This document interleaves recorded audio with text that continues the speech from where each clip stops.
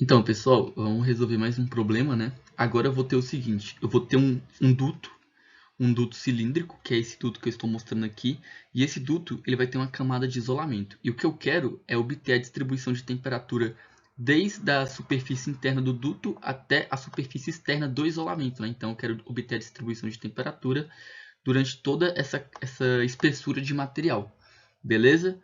Então, o meu duto ele vai ter uma condutividade térmica de 80 watts por metro Kelvin e o meu isolamento vai ter uma condutividade térmica de 0,05 watts por metro Kelvin, bem menor, né? Porque é para isso que serve o isolamento, ainda por cima. Aí eu vou colocar a minha origem nesse ponto e R1 vai ser a distância da origem até a superfície interna do meu duto, que vai ser 0,025 metros. R2 vai ser a distância da superfície externa do duto, né, não do isolamento, em relação à origem.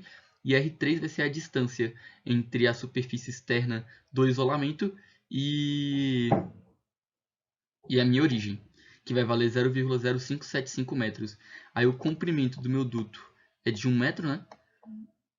Comprimento de 1 metro que nós estamos trabalhando.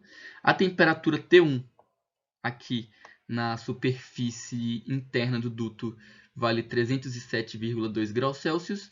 E a temperatura T3, que é a temperatura que divide o isolamento ao meio externo, vale 23,18 graus Celsius, né? Ou seja, existe uma queda de temperatura de 284,02 graus Celsius. Então ela é muito expressiva.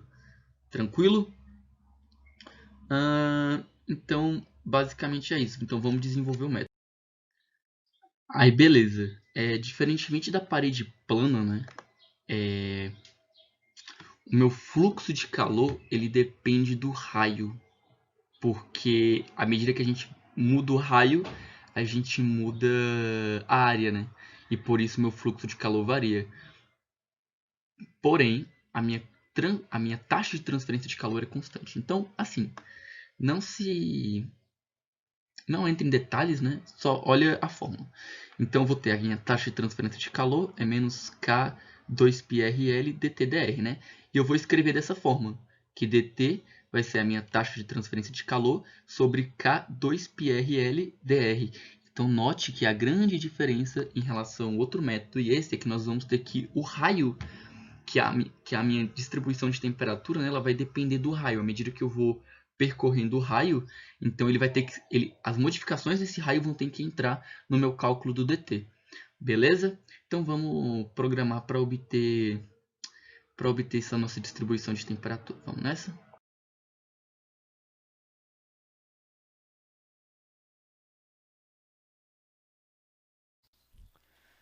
Então, pessoal, vamos nessa? Tá, então eu vou dizer que eu vou ter uma variável k, que vai ser uma lista, vou ter uma lista k que vai armazenar a condutividade 80 e 0,05, né? Então, 80 é a condutividade daquela nossa do duto e 0,05 é a condutividade do isolamento.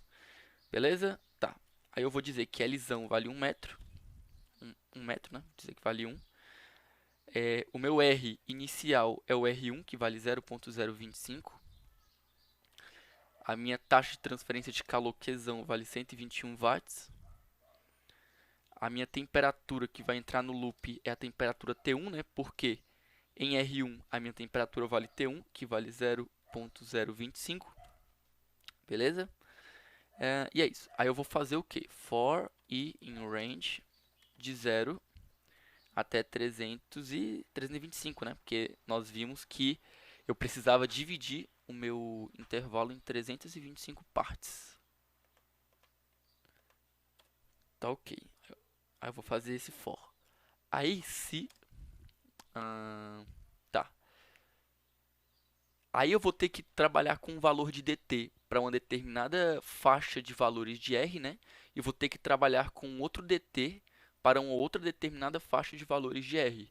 Então vou utilizar um if. If se R for maior ou igual a 0.025 e R for menor ou igual a 0.0275, então eu vou dizer que dt vai ser igual a Qzão dividido por K0, né? Que seria, eu estaria chamando o 80, né, da minha lista, o K0, que multiplica 2, que multiplica π, vou dizer que é 3.14, que multiplica L, que multiplica R. E tudo isso que multiplica DR. Então, quem é DR? DR é meu incremento, né, que vale 10 a menos 4, 0.0001. Tá certo isso aqui? Não, tá errado, né? Beleza, agora tá, 10 a menos 4.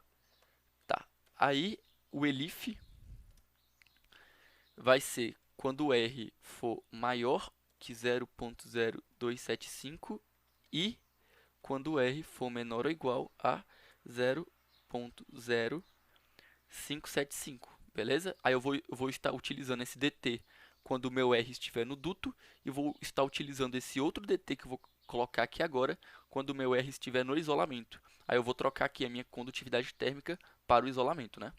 Beleza? Tá, ok. Observe que diferente do problema que nós resolvemos naquele vídeo de parede plana, nós temos que o R ele entra dentro da fórmula, né? O R ele entra dentro da fórmula. Então o R ele vai ter que estar variando junto. Então eu vou ter que chamar aqui antes do if, eu vou dizer que R é igual a R mais dr. Beleza? Porque ele vai ter que estar variando junto do loop, senão não vai dar certo. Tá, ok. Aí, acredito que agora está tudo certo. Eu vou dizer que T é igual a T menos dt, né? Eu vou estar então pegando o meu valor, que é... Cadê o meu valor de T? Pô, nem defini T. T vale...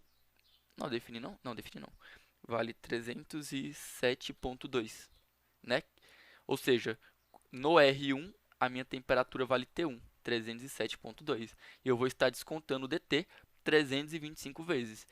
Uma determinada quantidade de vezes dentro desse intervalo e uma determinada quantidade de vezes dentro desse outro intervalo. E agora eu vou pedir para printar. Vou pedir para printar o T e também vou pedir para printar R. Vamos ver o que dá. Aí, olha que bacana, olha que bacana. Ó, aqui. Deixa eu pedir para printar de novo. Tá, eu resetei aqui o Replit porque estava meio lento. Vou pedir para compilar de novo. Tá, rodou. Beleza, então vamos analisar aqui. Então, ó que bacana. O meu R1, ele vale 0.025, né? Aí assim que ele entra no loop, ele vale 0.0251. Aí a minha temperatura vai ser 307.2 menos, né, dt. E eu vou fazer isso 325 vezes até o meu R valer 0.0575, né, que é exatamente a distância até o final do meu material, que é o final do isolamento.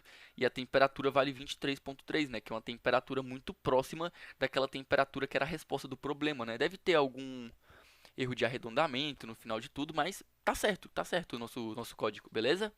E está funcionando. Só que perceba que ele não está printando nem a primeira temperatura, nem o primeiro valor de R. Aí eu vou fazer aquela mesma história da lista, né?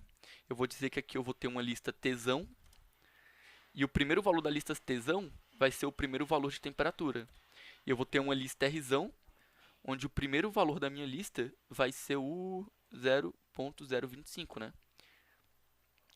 Aí eu vou adicionar, vou utilizar o comando append. Aí eu vou dizer que tesão.append para adicionar valores à minha lista de temperatura e r.append para adicionar os valores à minha lista dos raios.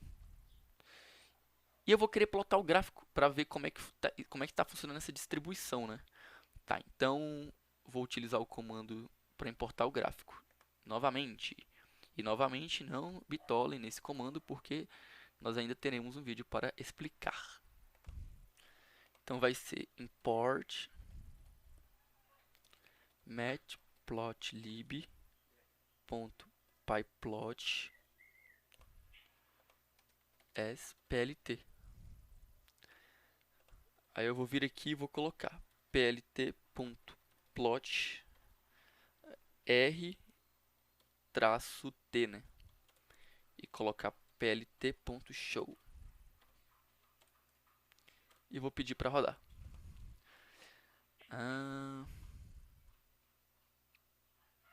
Tá. Vou ter que descer aqui, né? Porque meu gráfico provavelmente já está aqui.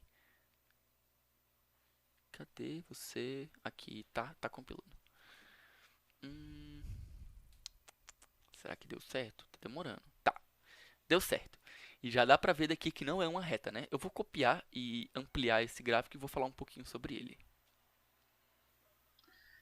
Então, pessoal, nosso gráfico, né, logarítmico de distribuição de temperatura no nosso sistema duto-isolamento é esse daqui. Aí no duto,